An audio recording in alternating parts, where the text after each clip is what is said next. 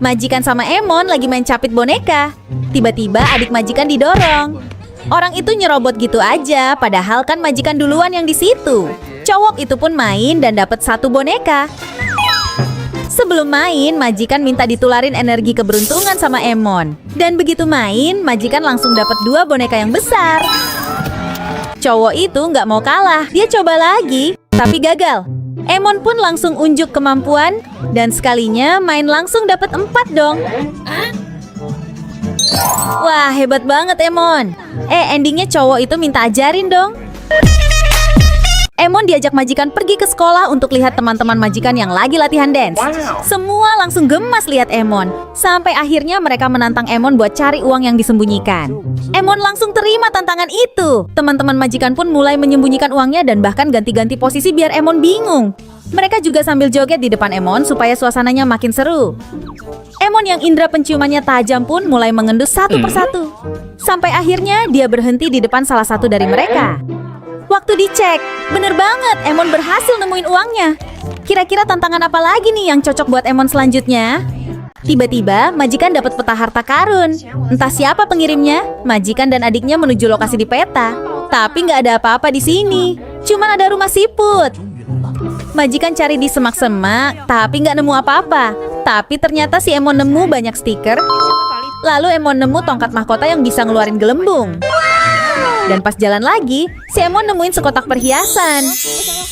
Nggak jauh dari situ Emon nemu lagi boneka dan aneka ragam mainan. Wah, setelah dikumpulin ternyata banyak banget mainan yang Emon dapet. Ada yang tahu ini mainan apa aja? Majikan adain syukuran 1 juta subscribers. Dia undang temennya buat milih hadiah yang disuka. Tapi ternyata nggak ada yang dia suka. Majikan tunjukin kotak penyimpanan. Temennya bilang ini udah tua dan kusam, dia mau yang baru. Dan dia minta cariin Emon batu permata. Padahal Emon lagi flu, nggak boleh keluar dulu. Pas udah dicariin permata, dia tetap nggak puas. Katanya permatanya kecil dan kurang berkilau. Bahkan dia sampai dorong Emon. Majikan marahin temennya dan ajak Emon cari permata lagi. Kali ini majikan dapat permata berkilau. Temennya mungkin bakal suka. Tapi pas mau dikasih ke temennya, ternyata dia lagi teleponan jelek-jelekin Emon. Emon dikatain gak berguna dan gak becus. Majikan marah banget dan langsung ninggalin temennya. Pas udah di rumah, temennya telepon sambil marah karena ditinggal. Majikan yang terlanjur sakit hati langsung matiin teleponnya dan gak mau temenan lagi. Karena si Blacky sering banget ngumpet dan bikin majikan kesusahan cari mereka. Kali ini gantian majikan mau bales Blacky.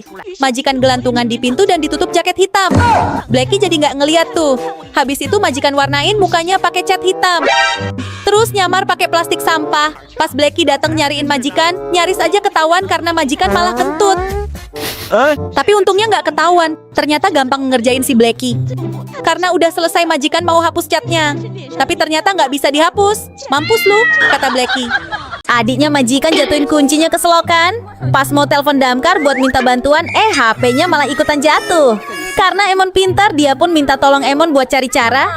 Majikan nemu gunting besar, tapi itu nggak berguna. Ada tali di depannya. Dicoba pakai tali deh, tapi nggak muat. Emon nemu tali lain, tapi tetap nggak berhasil cuy. Akhirnya Emon coba cari barang berguna di sekitar. Dapat mainan karet nih. Dan bener aja, setelah dicoba, akhirnya HP adik majikan bisa diambil. Makasih ya Emon, pinter deh. Ini kakak-kakaknya Bontot disuruh belajar tapi maunya belajar pakai laptop aja. Giliran Bontot nggak kebagian laptop. Jadi terpaksa deh dia belajar. Tapi begitu majikan cek ke kamar, kakak-kakak Bontot malah lagi lihat video kucing goyang ngebor. Lalu mereka pun ditangkap dan dipaksa belajar. Like dan subscribe biar mereka dibebasin. Bontot penasaran sama lebah. Dia kira bisa ambil madu gratisan, tapi malah apes. Kakinya disengat sampai bengkak. Karena kasihan lihat Bontot jadi murung. Majikan kasih hadiah kejutan. Tapi pas kotaknya dibuka, majikan nyuruh Bontot nangkep, tapi dia malah ngibrit ketakutan. Disogok makanan dulu, biar mau nangkep kadal. Jangan lupa disemangatin. Saatnya Bontot beraksi. Setelah beberapa saat dan dicek, kamar kaya kapal pecah.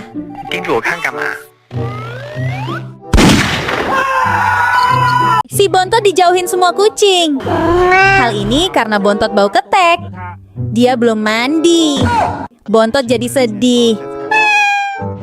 Majikan pun mandiin Bontot biar nggak bau keti lagi. Tapi si Bontot susah banget ini dimandiin. Later. Abis mandi, Bontot dipakein serbuk kembang 7 rupa biar wangi. Langsung deh para kucing dusel-dusel dan jilatin Bontot.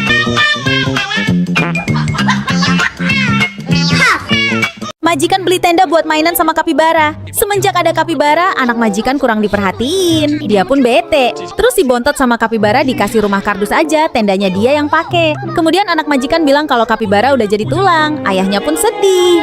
Tapi ternyata cuma prank. Kali ini gantian si Bontot yang di-prank. Semakin lama kucing majikan semakin bertambah dan beraneka ragam. Makanan dan barang-barang pun harus disiapin lebih banyak. Termasuk pas bikin sendal. Majikan harus bikinin buat masing-masing kucing yang sesuai warna bulunya. Ini sandal Gogon, ini sandal Bontot, ini sandal Slamet, dan ini sandal si Putih. Malah jatuh dong. Menurutmu sandal siapa yang paling bagus? Majikan mau ngeprank para kucing pakai makanan bohongan. Jadi majikan ngeprint gambar makanan di kertas. Majikan mau lihat kira-kira mereka ketipu nggak ya? Korban pertama kakaknya Bontot, dia jilatin terus kertasnya, padahal nggak ada isinya. Selanjutnya si Bontot dan kakak kedua, kira-kira mereka berhasil di-prank nggak? Wah, ternyata berhasil. Mereka pun sama, jilatin kertas yang bergambar makanan. Si Bontot sampai bingung tuh, kok makanan nggak ada rasanya? Jadinya si Bontot makan ikan asin aja deh, yang lagi dijemur majikan. Si Bontot malah dimasukin ke dalam galon. Udah lama nggak ngeprank Bontot, kali ini majikan mau ngeprank lagi.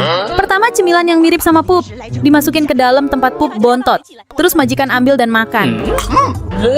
Bontot sampai mual liatnya. Karena jijik, Bontot nggak mau pup di situ lagi. Dia minta beliin tempat pup baru. Akhirnya majikan beliin deh tempat pup baru yang lebih modern. Bontot suka banget, sampai nangkring di situ nggak mau pergi. Gogon yang udah kebelet cuma bisa nahan, karena Bontot nggak mau keluar. Alhasil si Bontot diomelin deh. Setelah cari harta karun, majikan dan Emon tersesat di hutan. Demi bertahan hidup, majikan dan Emon cari jamur-jamuran buat makan. Mereka pun berhasil dapetin beberapa jenis jamur. Tiba-tiba mereka memasuki area hutan terlarang dan nemu jamur warna-warni. Setelah dirasa cukup, majikan siap-siap mau masak. Tapi ada jamur yang aneh, dalamnya berwarna biru, biasanya kan putih. Setelah dimasak, majikan langsung menyantap jamur-jamur itu. Tapi nggak lama kemudian, dia tiba-tiba pusing dan pingsan. Majikan siapin makanan banyak banget, bahkan sampai ke dinding-dinding. Tapi bohong, itu cuma kertas. Jadi majikan siapin makanan yang banyak di nampan besar dan pasir yang banyak sampai 2 kolam. Karena ada dinas di luar kota sehari, majikan pun pamitan sama para kucing. Kalian jaga rumah baik-baik ya. Besoknya majikan pulang dan kaget lihat penampakan kolam yang penuh pup kucing. Walaupun capek, majikan terpaksa bersihin pup itu. Banyaknya nggak main-main. Ada yang mau? Bontot iseng masukin kepalanya ke dalam lubang. Tapi pas mau keluarin malah susah sendiri. Lalu dia dan kakaknya disuruh lomba makan permen. Tapi Bontot bingung gimana cara ngambilnya. Udah ditunjukin sama majikan, tetap aja nggak paham. Malah dijilat tabung kacanya. Sementara si kakak lebih pinter. Dia coba masukin badannya ke tabung. Tapi sayang nggak muat. Badannya kegendutan. Daripada ribet ikut lomba, Bontot akhirnya milih santai main iPad aja. Majikan teriak kenceng banget, ternyata karena udah mau ngelahirin. Tapi bukannya bayi, yang keluar malah kucing hitam, alias si Blacky dan saudara-saudaranya. Terakhir si Bontot yang brojol. Tapi ada yang aneh sama Blacky. Ekornya berkilat seolah mengeluarkan listrik. Pas ekornya nyentuh HP, bisa nyetrum kayak listrik. Majikan malah kepikiran ide gokil, ngecas HP pakai colokan di ekor Blacky. Dan bener aja, baterai HP langsung terisi. Majikan langsung ngecas banyak HP. Karena kebanyakan dipakai ngecas, energi Blacky habis. Dia pun isi ulang energi dengan sinar matahari. Tiba-tiba dia bisa nyalain lampu dengan ekornya dong.